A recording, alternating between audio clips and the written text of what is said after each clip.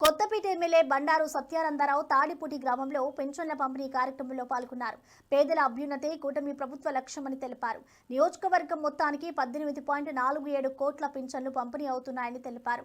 కొత్తగా 763 స్పల్స్ పింఛన్లు అందించామని అన్నారు. ఇక టీడీపీ నాయకులు కార్యకర్తలు పాల్గొనగా పేదల కళ్ళల్లో ఆనందం చెరిగిపోయింది. మిత్ర బృందం కలిపి ప్రతి నెల 2000 రూపాయలు పెన్షన్ వచ్చే వరకు వీళ్ళ సొంత డబ్బులు ఇవ్వడానికి నిర్ణయం తీసుకున్నారు. ఇవాళ మొదలు పెడుతున్నారు. ప్రతి నెల ఇంకో 2000 రూపాయలు మార్గదర్శుల కింద P4 కింద అందిస్తున్నారు. వారికి హృదయపూర్వక అభినందనలు.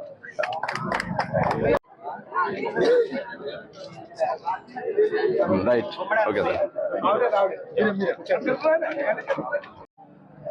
కానీ రాష్ట్ర ప్రభుత్వం ఉన్న ఈ గడ్డు పరిస్థితుల్లో కూడా ఇబ్బందులుగా దృష్టిలో పెట్టుకుని మొదటి విడతగా మీకు మన రాష్ట్రంలో 10,90,000 పెన్షన్లు అందిస్తే మనకి 763 పెన్షన్లు ఈ రోజున మన నియోజకవర్గానికి ఇచ్చారు.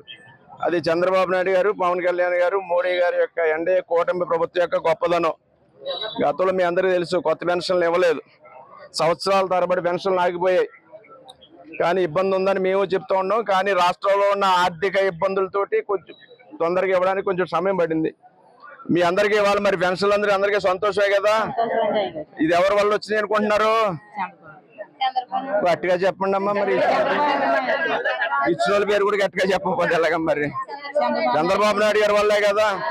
మీరు సంతృప్తే కదా. చాలా సంతోషం. అదే ఒకసారి కలిసి వెళ్దాం వచ్చాను అమ్మా. ఓకే మరి.